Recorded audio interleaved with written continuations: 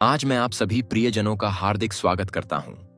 आज का संदेश उन 5 शक्तिशाली प्रार्थनाओं के बारे में है जिन्हें आप हर सुबह अपने होठों पर लाइए और देखिए कि परमेश्वर किस तरह आपके जीवन को रूपांतरित कर देता है। मेरे कहने का अर्थ केवल शब्दों को दोहराना नहीं है, बल्कि पूरे दिल से, पूरे मन से, पूरे विश्वास से उन प्रार्थनाओं को बोलना है जो परमेश्वर के वचन पर आधारित हैं। मेरा यकीन मानिए, जब हम सुबह के समय परमेश्वर की ओर रुख करते हैं तो उस दिन के लिए हमें नई ताकत, नया विश्वास, नया उत्साह और नई उद्धान मिलती है। मैं आपसे प्रार्थना करता हूं कि अभी से अपने मन और आत्मा को खोल दीजिए ताकि इस संदेश के दौरान आपको परमेश्वर की आवाज सुनाई दे और आपके भीतर की आग प्रज्वलित हो जाए। आप बस 2 मिनट भी इस संदेश में डटे रहिए और आप महसूस करेंगे कि पवित्र आत्मा आपके जीवन के हर सूने हिस्से में उतरना चाहता है, आपके हर दुख को दूर करना चाहता है, आपके हर असमर्थता के स्थान पर अपनी सामर्थ्य देना चाहता है। क्या आपने कभी अपने जीवन में ऐसा अनुभव किया है कि जब आप सुबह उठते हैं तो मन बोझिल होता है, दिमाग में परेशानियां घूम रही होती हैं, कल के बचे हुए चिंता के टुकड़े आज भी आपका पीछा कर रहे होते हैं और आपको लग रहा होता है कि आज भी शायद कल जैसे ही संघर्ष करने पड़ेंगे या उससे भी ज्यादा। पर मैं आपको बताना चाहता हूं कि अगर आप सुबह उठते ही सबसे पहले अपने मुंह से परमेश्वर को धन्यवाद देते हैं, अपने हृदय से उसे सराहते हैं और खुद को उसकी इच्छा के हवाले करते हैं, तो आपको पता चलेगा कि आपके भीतर एक अचूक शांति और सामर्थ्य पैदा हो रही है। यह वही सामर्थ्य है जो सिर्फ परमेश्वर से आती है। यही वे खजाने हैं जो दुनिया नहीं दे सकती। दुनिया हमें केवल भ्रम दे सकती है, क्षणिक सुकून दे सकती है, लेकिन असली चयन, असली शांति, असली आनंद हमें परमेश्वर में मिलता है। इसलिए आज हम उन 5 प्रार्थनाओं पर ध्यान देंगे जिन्हें अगर हम हर सुबह ईमानदारी से परमेश्वर के सामने रखें तो हमारा जीवन बदलना शुरू हो जाएगा। मैंने कई लोगों को यह करते देखा है, मैंने स्वयं इसे अपने जीवन में आजमाया है और न जाने कितने गवाहियां सुनी हैं कि प्रभु ने कैसे अविश्वसनीय ढंग से लोगों का जीवन पूर्णतः बदल कर रख दिया है। सबसे पहली बात, जब हम सुबह परमेश्वर के सम्मुख आते हैं तो हमें एक दीनता और समर्पण के साथ आना होता है। सोचिए जरा, हम इंसान कितने कमजोर हैं, हमारी सीमाएं कितनी स्पष्ट हैं, कितनी बार हम गलतियां करते हैं और परमेश्वर के अनुग्रह के बिना कुछ भी नहीं कर पाते। लेकिन परमेश्वर हम पर अनुग्रह करता है, अपनी दया बरसाता है और हमें हर नए दिन के साथ एक नया अवसर देता है। जब आप सुबह उठें और अपनी आंखें खोलें तो सबसे पहले अपने हृदय में कहें, हे परमेश्वर, मैं आज के नए दिन के लिए तेरा धन्यवाद करता हूं। मैं जाग गया हूं, यही तेरा अनमोल वरदान है। तूने आज मुझे प्राण दिया, सांस दी, यह सब तेरी दया से है। मैंने कल क्या किया, कैसे रहा, क्या गलतियां की, मैं वह सब तेरे चरणों में रखता हूं और तेरे अनुग्रह का स्वागत करता हूं। यह विनम्रता भरी प्रार्थना हमारे दिन की शुरुआत एक सही दृष्टिकोण से कराती है। यह हमें याद दिलाती है कि हमारे पास जो कुछ भी है वह परमेश्वर की ओर से है और उसके बिना हम कुछ नहीं हैं। मैंने देखा है कि जब लोग परमेश्वर के प्रति कृतज्ञता से दिन शुरू करते हैं तो उनमें एक अलग ही ऊर्जा और उत्साह होता है। उनका चेहरा चमकता है, वे चुनौतियों से घबराते नहीं क्योंकि उन्हें पता है कि वे अकेले नहीं हैं, परमेश्वर उनके साथ है। अब दूसरी प्रार्थना के बारे में बात करूंगा जो आपके जीवन में आध्यात्मिक उन्नति और अद्भुत सुरक्षा लाती है। हर सुबह परमेश्वर से कहें, हे प्रभु, आज मैं अपने आप को तेरी सुरक्षा के हवाले करता हूं। मुझे तेरे पवित्र रक्त से ढांक दे। मुझे हर बुरे विचार, हर दुष्ट शक्ति, हर एक दुर्घटना से बचा और मेरे रास्तों को सरल बना। याद रखिए, यह दुनिया चुनौतियों से भरी है।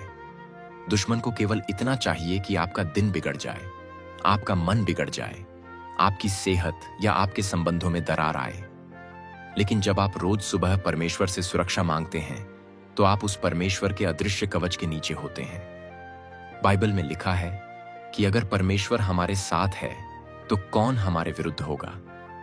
आप जब परमेश्वर का सुरक्षा कवच ओढ़ लेते हैं तो आप उन विरोधी परिस्थितियों में भी अविचलित रह पाते हैं जो आमतौर पर आपको चिंता या भय में डाल देती। मैंने कितने लोगों से सुना है कि वे रोज सुबह इस तरह प्रार्थना करते हैं और सारे दिन एक अदृश्य सुरक्षा को महसूस करते हैं, मानो परमेश्वर के हाथ ने उन्हें थाम रखा है। अब तीसरी प्रार्थना, इसका संबंध है हमारे विचारों और भावनाओं के शुद्धिकरण से। बहुत बार हम सुबह उठते ही नकारात्मक विचारों से घिर जाते हैं।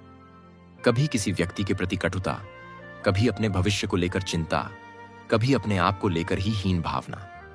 ऐसे में सुबह सुबह सबसे बेहतरीन प्रार्थना है, हे परमेश्वर, मेरे मन को शुद्ध कर, मुझे नए सकारात्मक सुंदर विचार दे, मुझे अपनी दृष्टि दे ताकि मैं अपने जीवन को उसी रूप में देखूं जैसा तू देखता है। मुझे अपने प्रेम से भर दे ताकि मैं दुनिया को तेरी निगाह से देख सकूं। यह प्रार्थना आपके विचारों और भावनाओं को परमेश्वर के प्रेम से भरती है। जब आपका मन परमेश्वर से जुड़ा होता है तो नकारात्मकता स्वतः ही बाहर होने लगती है। हो सकता है बीच बीच में पुराने विचार फिर वापस आए, लेकिन यदि आपने सुबह उस प्रार्थना से शुरुआत की है तो आप परमेश्वर की संगति में बने रहेंगे। आपको एहसास होगा कि आपके भीतर की नकारात्मकता इतनी ताकतवर नहीं है जितना परमेश्वर के वचन का प्रकाश और उसका प्रेम है। बाइबल कहती है, अपने मन को नवीकृत होने दो। यही वह रास्ता है जिससे हम पवित्र आत्मा को अपना मार्गदर्शक बना पाते हैं। बिना पवित्र आत्मा के हमारे प्रयास कमजोर पड़ जाते हैं, पर जब पवित्र आत्मा कार्य करता है तो हमारा मन पूर्णतः परिवर्तित होने लगता है। इसके बाद चौथी प्रार्थना की बात करें तो उसका संबंध है हमारे आशीष और हमारी आवश्यकताओं से। सुबह के समय परमेश्वर से कहें, हे प्रभु, तू मेरी हर आवश्यकता पूरी करता है। तू मेरे परिवार की देखभाल करता है।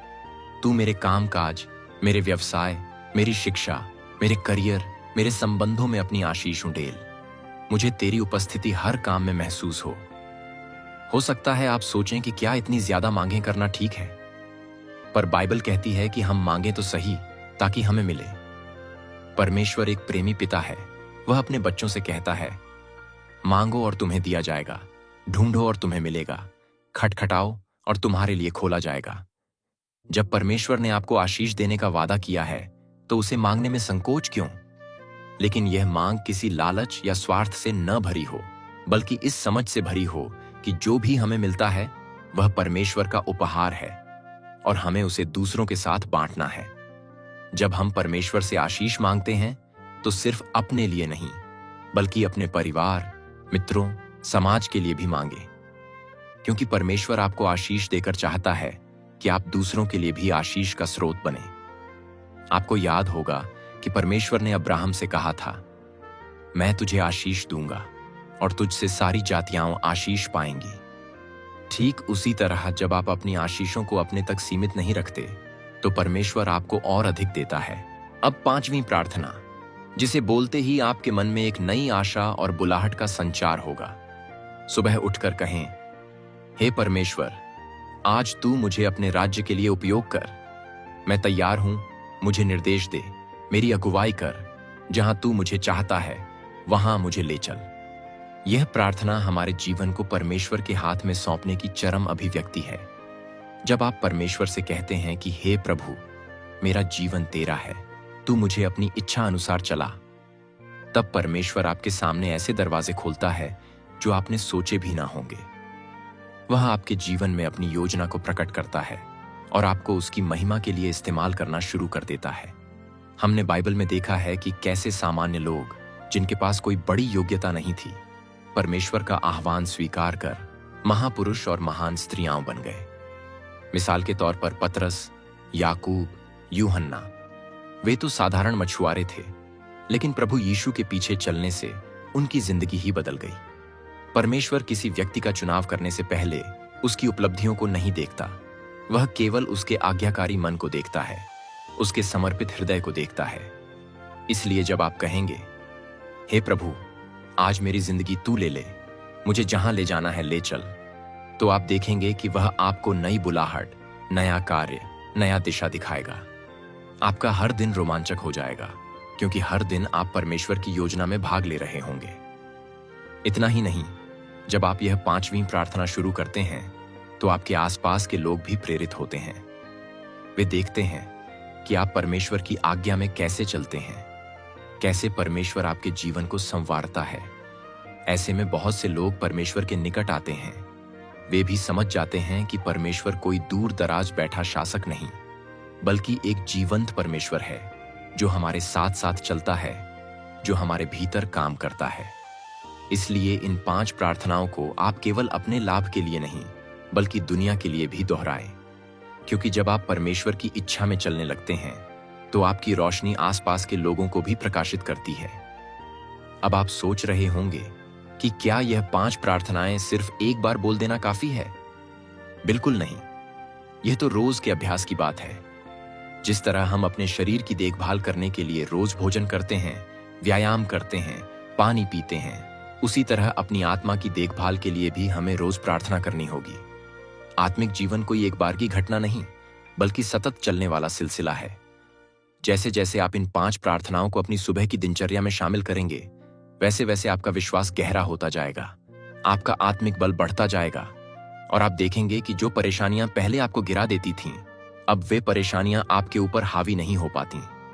जो शंकाएं आपको मथती थीं, उनका समाधान आपको परमेश्वर के वचन से मिलने लगता है। जो रिश्ते टूटने की कगार पर थे, उनमें नए सिरे से प्रेम और समझदारी आने लगती है। परमेश्वर यही तो चाहता है कि आप पूरी तरह से खुशहाल, संतुष्ट और पूर्ण जीवन जिए।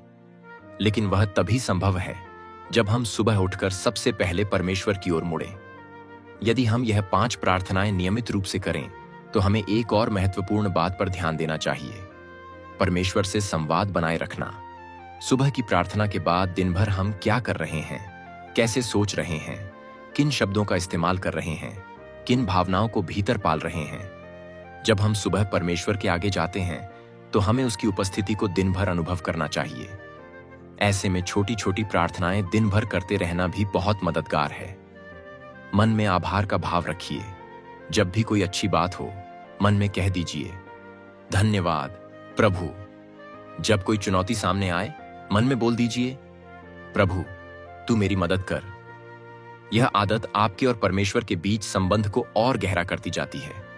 बहुत से लोगों को यह उलझन रहती है कि वे मेहनत भी करते हैं, प्रार्थना भी करते हैं, फिर भी फल क्यों नहीं मिलता या देरी क्यों हो रही है। मैं आपको बताना चाहता हूं कि परमेश्वर अपने समय पर कार्य करता है और वह समय हमेशा सर्वोत्तम होता है। उसके विचार हमारी समझ से परे हैं। हो सकता है जिस चीज के लिए आप प्रार्थना कर रहे हैं, उसके लिए अभी आपका मन तैयार ना हो, या परमेश्वर आपके सामने कुछ और बेहतर द्वार खोलना चाहता हो जिसकी आपको भनक तक नहीं। इसीलिए सुबह जब प्रार्थना करें, तो उस प्रार्थना के अंत में एक वाक्य और जोड़ दें, हे प्रभु तेरी इच्छा पूर्ण हो, न कि मेरी। यह वाक्य हमारा दृष्टिकोण पूरी तरह बदल देता है। हम परमेश्वर को परमाधिकार सौंप देते हैं। फिर हमें बेचैनी नहीं होती, क्योंकि हम जानते हैं कि परमेश्वर हमारी प्रार्थना सुन रहा है और उसने उसका उत्तर तैयार रखा है, भले वह उत्तर अब भी मिल रहा हो या थोड़ा समय बाद। मैं आपको एक छोटी सी गवाही बताना चाहता हूं। एक परिवार था जिनके घर में आए दिन कलह रहती थी। सुबह होते ही पति पत्नी लड़ना झगड़ना शुरू कर देते, बच्चों पर भी चिल्लाते।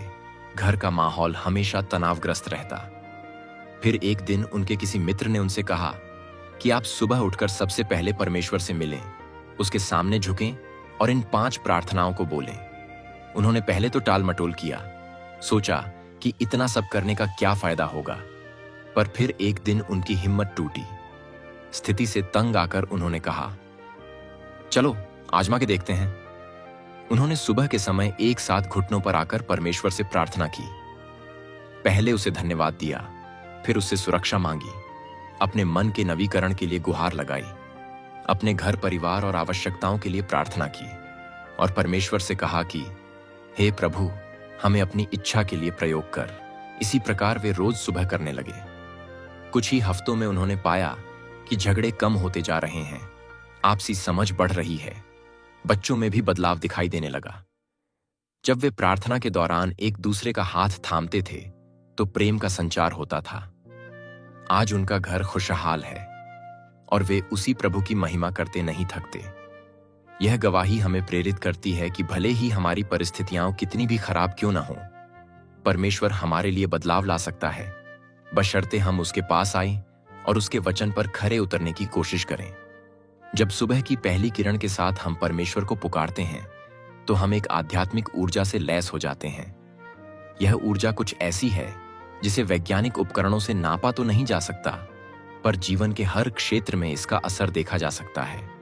कई लोगों ने बताया है कि उनकी कार्य क्षमता बढ़ गई है, वे दफ्तर में या अपने व्यवसाय में अधिक मन लगाकर काम कर पा रहे हैं, रिश्तों में मधुरता आ गई है, यहां तक कि उनकी सेहत भी सुधर रही है।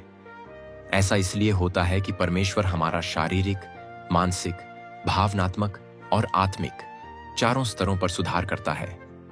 अब मैं आपसे गुजारिश करता हूं कि इन 5 प्रार्थनाओं को सिर्फ सुनकर मत छोड़िए, इसे अपनी दिनचर्या का अभिन्न अंग बनाइए। सुबह उठते ही सबसे पहले आपका ध्यान परमेश्वर की ओर हो। अलार्म बजा, आंख खुली तो बस अपने मन में सबसे पहले प्रभु का स्मरण कीजिए। धन्यवाद प्रभु, आज के लिए, इस सांस के लिए, इस जीवन के लिए। फिर मन में कहिए, हे प्रभु, मुझे आज अपनी सुरक्षा में रखना। उसके बाद बोलिए, हे प्रभु, मेरे मन को शुद्ध कर, मुझे अपने प्रेम से भर। फिर कहिए, हे प्रभु, मेरी आवश्यकताओं को जानता है, तू मेरा पालनहार है, मुझे और मेरे अपनों को आशीष दे ताकि हम सब तेरे लिए जी सकें। और अंत में, हे प्रभु, मुझे आज अपने राज्य के लिए उपयोग कर, जहां चाहो वहां ले चल, जैसी तेरी इच्छा। इस क्रम को आप अपने शब्दों में ढाल सकते हैं, अपनी भाषा में बोल सकते हैं। परमेश्वर हमारे शब्दों की बनावट या भाषा से ज्यादा दिल की सच्चाई देखता है। वह देखता है कि क्या आप वाकई उसके सम्मुख झुक रहे हैं या बस रस्म अदायगी कर रहे हैं। ध्यान रहे, प्रार्थना एक जीवंत वार्तालाप है। जब आप ये 5 प्रार्थनाएं पूरी कर लेते हैं तो थोड़ा रुककर परमेश्वर की आवाज को भी सुनने की कोशिश कीजिए। मन को शांत कीजिए, बाइबल के कुछ वचनों का मनन कीजिए। हो सकता है परमेश्वर किसी पद के माध्यम से आपसे बात कर रहा हो, या फिर आपके मन में किसी व्यक्ति को क्षमा करने, किसी की मदद करने, कहीं जाने, कुछ नया शुरू करने का विचार डाल रहा हो। प्रार्थना का असली अर्थ सिर्फ बोलना नहीं, सुनना भी है।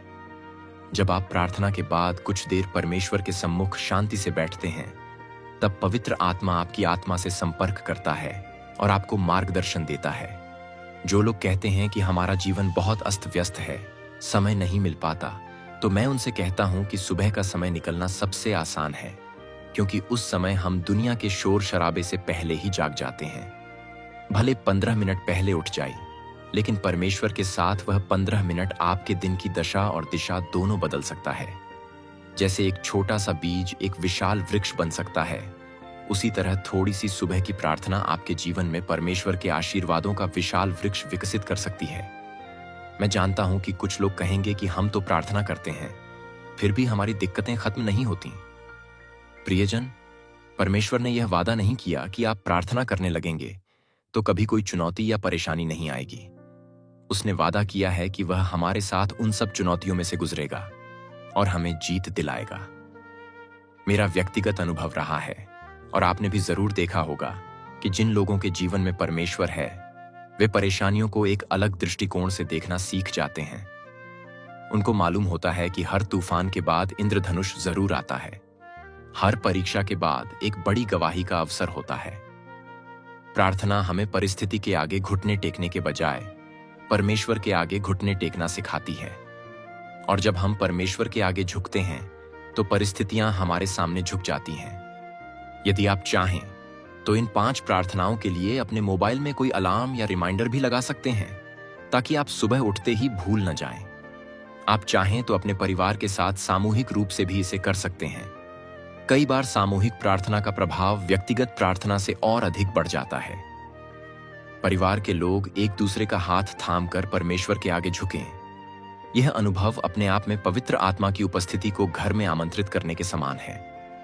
मैंने ऐसे परिवार भी देखे हैं जो घर पर ही एक छोटा सा कोना प्रार्थना के लिए निर्धारित कर देते हैं। वहां एक बाइबल रख देते हैं, कोई भजन संगीत चलाकर वातावरण को शांत रखते हैं और वहीं पर 5 प्रार्थनाएं करते हैं। इससे घर में सकारात्मक ऊर्जा का प्रवाह बना रहता है। हो सकता है कभी कभी आप जल्दी में हो, कहीं जाना हो, तब भी ये 5 प्रार्थनाएं करने में आपको 2-3 मिनट से ज्यादा का समय नहीं लगेगा। और यदि समय कम भी हुआ तो आप संक्षेप में भी प्रभु को याद कर सकते हैं। लेकिन कोशिश यह कीजिए कि रोज अपने मन और आत्मा को परमेश्वर के हाथों में सौंपे बिना घर से बाहर न निकलें। यह आपके आत्मिक कवच की तरह काम करेगा, आपकी सोच को स्वर्गीय आयामों से जोड़ देगा, आपके बोल में प्रेम और अनुग्रह भर देगा और आपको दिन भर पवित्र आत्मा द्वारा निर्देशित करेगा। मुझे मालूम है कि बहुत सारे भाई बहन हैं जो जीवन में नई शुरुआत करना चाहते हैं, लेकिन उन्हें समझ नहीं आता कहां से शुरू करें। मेरा सरल सुझाव है, सुबह की प्रार्थना से शुरू कीजिए। अगर आप यह कदम उठा लेंगे तो परमेश्वर आगे के कदमों में आपकी अगुवाई करेगा। बाइबल के कई पात्रों ने अपने दिन की शुरुआत परमेश्वर के साथ की और हम देखते हैं कि उनका जीवन कितना फलदायी रहा। राजा दाऊद सुबह सुबह वीणा बजाकर परमेश्वर की स्तुति करता था। दानियेल दिन में 3 बार घुटने टेककर प्रार्थना करता था। प्रभु यीशु स्वयं सुबह तड़के एकांत में जाकर प्रार्थना करते थे। यदि परमेश्वर का पुत्र होते हुए भी यीशु ने अपने दैनिक कार्यक्रम में प्रार्थना को सर्वोच्च प्राथमिकता दी, तो हम कितने अधिक इसके जरूरतमंद हैं। जो लोग यह सोचते हैं कि हम प्रार्थना करने लायक ही नहीं, हमने बहुत पाप किए हैं, बहुत गलतियां की हैं, उन्हें मैं बताना चाहता हूं कि परमेश्वर ने आपका चयन आपकी पवित्रता के स्तर को देखकर नहीं किया। उसने अपना प्रेम आपके ऊपर उंडेला है, क्योंकि वह प्रेम का देवता है। वह चाहता है कि आप उसकी ओर लौटें, अपने पापों का अंगीकार करें और नए जीवन का अनुभव करें। प्रार्थना आपको परमेश्वर के प्रेम के समंदर में गोता लगाने का अवसर देती है। वहां आपके पाप धुलते हैं, आपकी आत्मा नया जन्म लेती है। इसलिए कभी मत सोचिए कि आप प्रार्थना के लिए अयोग्य हैं। परमेश्वर आपको आमंत्रित करता है, कहता है, आओ, मेरे निकट आओ। आपकी कमजोरियों में ही वह अपनी ताकत प्रदर्शित करता है।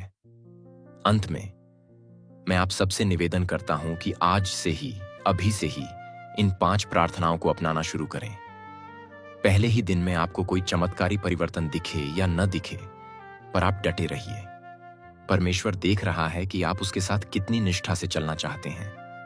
हो सकता है कुछ दिन बाद आपको एकाएक महसूस हो कि आपकी सोच कितनी बदल गई है, आपका दृष्टिकोण कितना परिपक्व हो गया है, आपके रिश्तों में नई गर्माहट आ गई है, आपके भविष्य को लेकर एक नई आशा ने जगह ले ली है। और यकीन मानिए, यह कोई इत्तेफाक नहीं होगा, यह परमेश्वर का कार्य होगा, क्योंकि आपने सुबह सुबह अपने दिन की बागडोर उसे सौंप दी। आज यही मेरा संदेश है। आप इन 5 प्रार्थनाओं को एक आदत बना लीजिए। कृतज्ञता की प्रार्थना, सुरक्षा की प्रार्थना, मन के नवीकरण की प्रार्थना, आशीष की प्रार्थना और परमेश्वर की इच्छा के लिए समर्पण की प्रार्थना। जब आप इसे करने लगेंगे तो आपका जीवन अपनी ही आंखों में बदलता नजर आएगा। आप एक ऐसे रोमांचक सफर पर निकलेंगे जहां हर दिन परमेश्वर आपको नए अनुभव, नई शिक्षाएं, नई गवाही देगा। और यकीन मानिए, आप वहां अकेले नहीं होंगे। परमेश्वर आपके साथ चलेगा, उसका हाथ आपके हाथ में रहेगा, उसका प्रेम आपके हृदय में धड़कता रहेगा और उसकी आत्मा आपका मार्गदर्शन करती रहेगी। आइए मिलकर इस पवित्र यात्रा की ओर कदम बढ़ाएं और परमेश्वर के निकट जाएं। यही हमारा आह्वान है, यही हमारी प्रार्थना है और परमेश्वर आपको इसमें आशीष दे। आमीन।